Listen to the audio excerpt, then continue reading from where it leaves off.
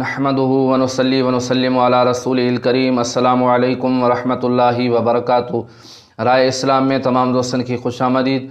प्यारा दोस्तों, अज नई मालूमात खणी तव्हांजी खिदमत में हाज़िर थियो आहियां। यकीनन अव्हांखे पसंद ईंदी सो ही आहे त अल्लाह पाक जल जलालहू जल शानहू नबी पाक सल्लल्लाहु ताला अलैहि वसल्लम जी उम्मत के ब नूर अता फरमाया आहिनि।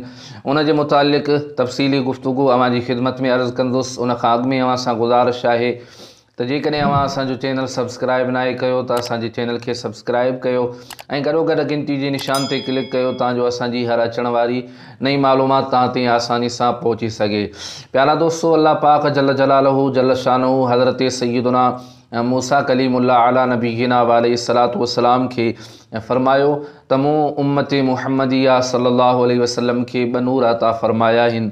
हज़रत सैयदना मूसा कलीमुल्लाह अला नबीना अलैहिस्सलातु वस्सलाम के अल्लाह पाक फरमायो त मूं उम्मत मुहम्मदिया के ब नूर अता फरमाया आहिनि ताजो उहे ॿ ऊंधाइनि जे नुक़सान खां महफूज़ रहनि, उन्हनि जी हिफ़ाज़त थिए।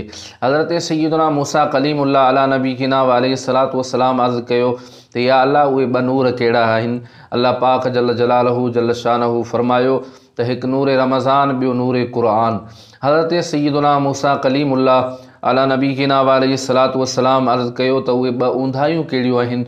अल्लाह पाक फरमायो त हिकिड़ी ऊंधाई क़बर जी, ॿी क़यामत जी। त प्यारा दोस्तों, अल्लाह पाक असां तव्हां सभिनी जे मथां केतिरो करम फरमायो आहे जो असांखे ॿ नूर अता फरमाया आहिनि। यकीनन जेकॾहिं असां इन्हनि जो क़दुरु कंदासीं त असां तव्हांजे लाइ काफ़ी बरकतूं आहिनि ऐं क़बर जी ऊंधाई खां जेकॾहिं असां छुटकारो चाहियूं था, क़यामत जी ऊंधाई खां जेकॾहिं असां छुटकारो चाहियूं था, इन्हनि जी ऊंधाइनि जे नुक़सान खां जेकॾहिं असां बचणु चाहियूं था त असांखे घुरिजे असां रमज़ान जो बि क़दुरु कयूं ऐं क़ुर जी तिलावत कसरत सां कयूं, पाण बि पढ़ूं, पंहिंजे घर वारनि खे, पंहिंजे अहलो अयाल खे बि क़ुर पाक पढ़ण जी तलक़ीन कयूं ऐं रमज़ान में रोज़ा रखूं ऐं अल्लाह पाक जी इबादत कयूं त यकीनन इन्हनि ॿिनि नूरनि जो फ़ाइदो असां तव्हांखे ज़रूरु हासिलु थींदो। ऐं प्यारा दोस्तों, अल्लाह पाक असां तव्हां सभिनी खे अमल जी तौफ़ीक़ अता फ़रमाए।